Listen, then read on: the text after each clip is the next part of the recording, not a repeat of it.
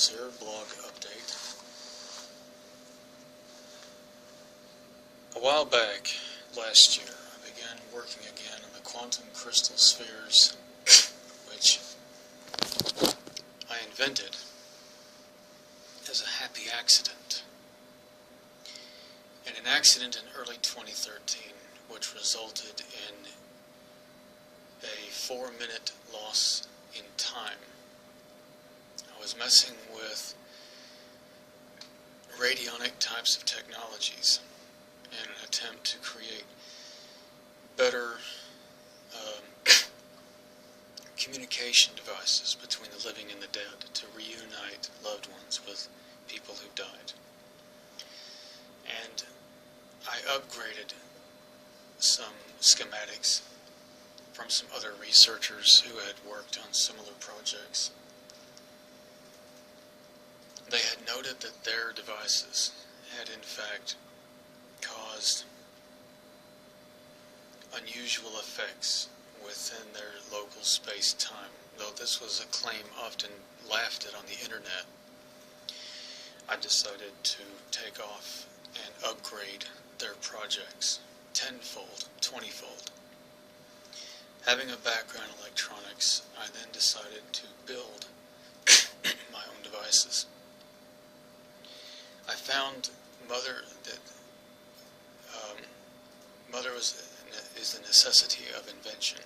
Necessity is a mother of invention, sorry. And what I had with me was a small plastic sphere from a gumball machine. It was no bigger than this. And it was the only thing at the time I could house the electronics and the circuitry in. But little did I know that I was about to embark on something which was truly and absolutely shocking and extraordinary accident happened. It would take me the last 2 years. There were YouTube videos made about this a long while back, and I took them down. But in secret, I've been working on this. And only now I've managed to completely explain, even with formula equations, exactly what is going on. And what I've discovered is that my initial night in early 2013, when I was messing with this device, when I introduced a copper wire into the center of it, there was a flash of white light around me. The television, we were watching a film. It was a Disney film. Suddenly I noticed I was hearing the last 4 minutes of the film again. And I looked up at my computer monitor, and the television said the clock, even in the house, the wind-up clock, was all out of sync with my mobile phone, which I was carrying with me. My mobile phone, in fact, was 4 minutes behind. This was rather puzzling. I was shocked. I really was very freaked out. I had white knuckles. I didn't expect this result. I was trying to build a device that would help people communicate with loved ones and who want to get a second chance at talking to them. I was inspired by the Spirit Box by the late great Frank Sumption and Dr. John E. Mack, who was trying to interdimensional communication. He wanted to use radios as well. And what I discovered was unexpected. I ended up discovering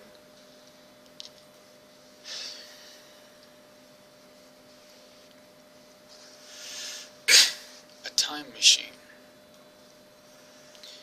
My sons then witnessed this. Having come out of the kitchen, he observed my mobile phone. He also said that something had happened, that he had heard something. We then built an upgraded version to that model. We went to the garden in 2013, introduced it to light from the sunlight. Because it's a sphere, It's copying something in physics called a Riemann sphere.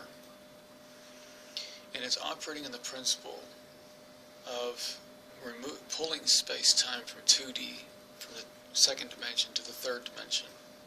The sphere is a holographic representation of the person holding it.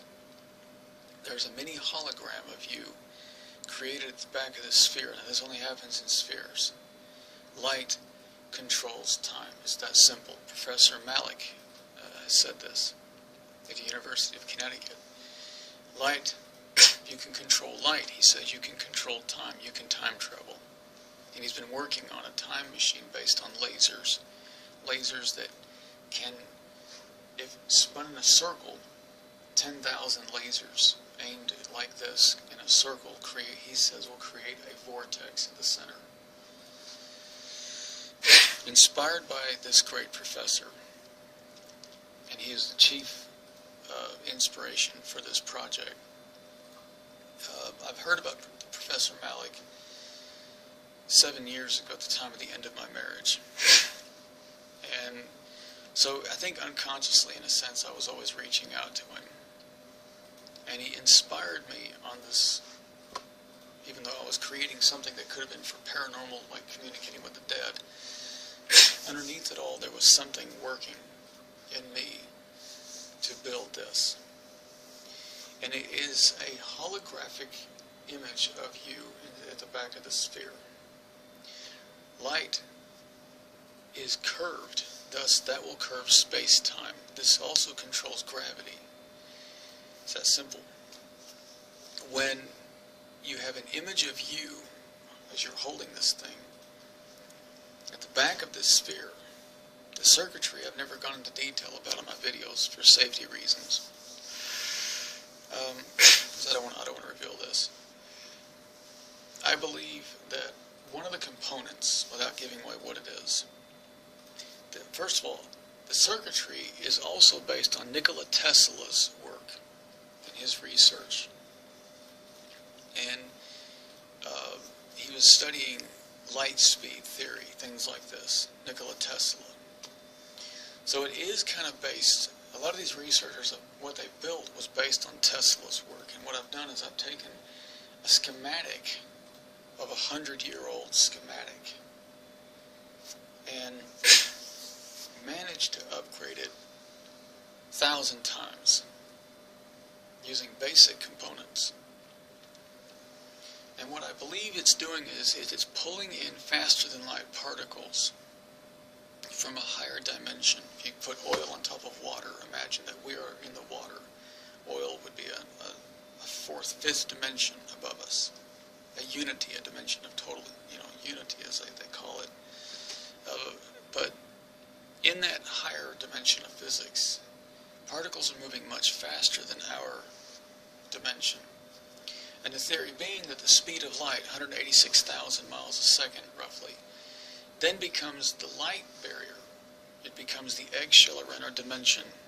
It becomes, you could call it, the speed limit for our dimension, for our own matter, travels at the speed of light. The electrons and the atomic structure of my body is traveling at the speed of light. So if I were to try to move faster than the speed of light, the theory being is I would rip to pieces, disintegrate. Alright, so we can't push matter faster than light, but we can pull in particles from another dimension up there beyond us. And I believe this device is piercing a hole through our dimension, and that veil is the speed of light. Our speed of light. Their speed of light may be 300,000 miles a second. It could be much faster. These are particles that people have called tachyon, not quantum particles, but tachyon, and various other particles that make up that reality. Now, this device is so ultra-sensitive and powerful that what it's doing is it's drawing in those faster-than-light particles for a nanosecond. And when they come in through the circuit, it instantly discharges through a very high voltage, very very small but very, very high voltage capacitor, which then discharges through the copper winding that encompasses the exterior of the sphere. Now you see where I'm going with this. Now I believe what's happening is, at this point, the faster than light particles then pull the holographic image of you at the back of the sphere, which is quantumly connected to you sitting here holding it. There's no distinction in quantum mechanics between you at the back of the sphere and you holding it. Quantum mechanics says that, according to the electron theory, that is you at the back of the sphere, just like you is you in the mirror. That's you in the mirror. But in a much more atomic sense. And then what happens is, in a split second, you're pulled through a mini wormhole of some kind. I mean, the effect happened, and it took me 2 years to explain how that happened. So this is kind of a backward thing. It's one of those rare moments where something is invented by accident, and you go off to explain it. And then what ends up happening is, I've got 4 minutes I've lost. So, in fact, in the last few years, I've been about 4 minutes out of sync with all of you, or maybe more. The larger one we built, we put in the backyard, and we did some experiments with it. We came inside. We were outside for 15 minutes. We monitored 15 minutes on our clock, on our watch. When I came in from the outside, the clocks inside indicated about 45-50 minutes had passed, or roughly an hour. So we had a slow slide into the future. And that's accomplished through a huge concentration of quantum light within a space-time area, which causes a drag on gravity. When you drag gravity down a bit, you slide into the future. Now, the going back in time with the sphere was accomplished through faster than light particles, which means that you were pulled back. You were like a flap, if you will.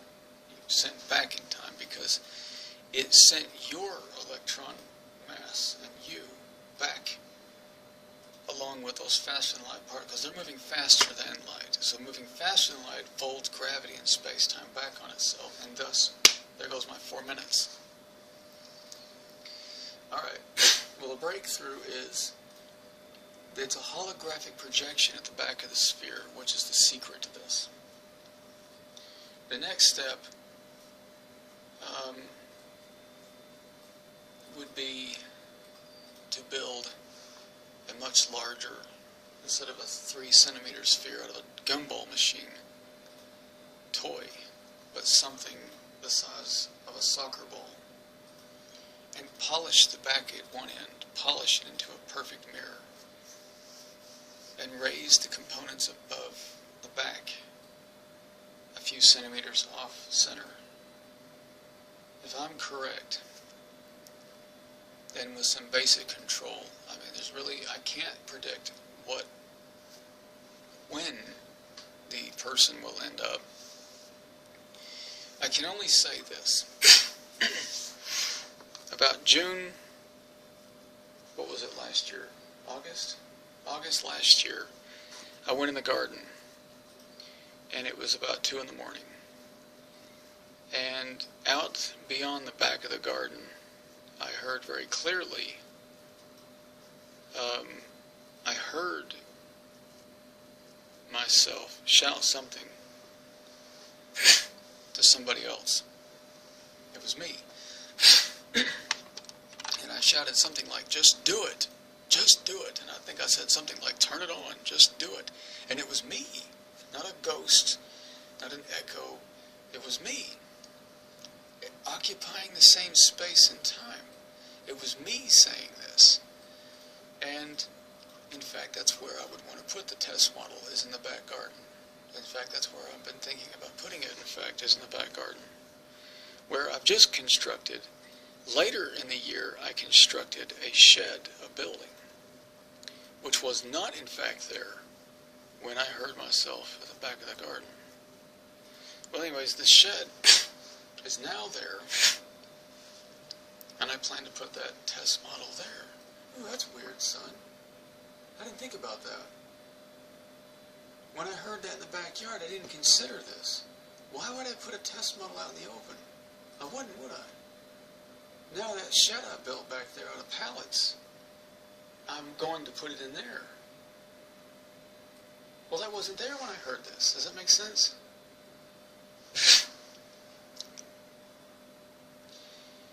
Well, I don't know how to keep an update on a video on something like this.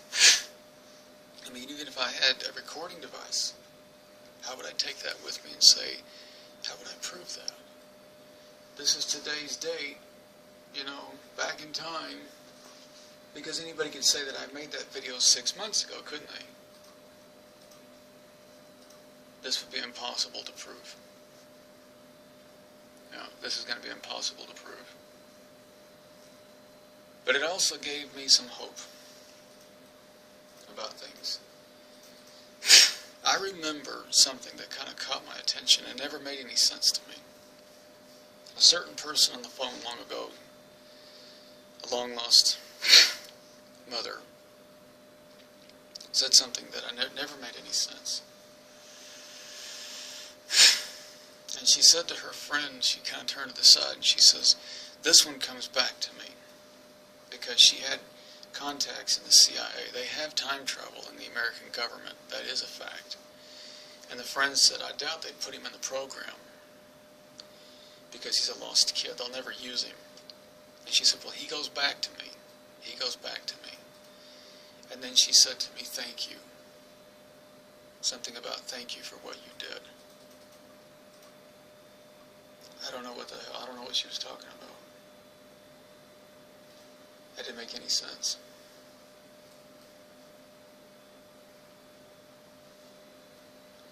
I don't know, this video may end up in my private collection. It's too weird, too heavy, too odd. My private collection. But this is my video. I'll put it up. Probably get about 50,000 dislikes. But whatever, just put it out there. If any researchers that share, they understand this, follow it, might help them. But it gave me some sense of hope. Maybe not all is lost.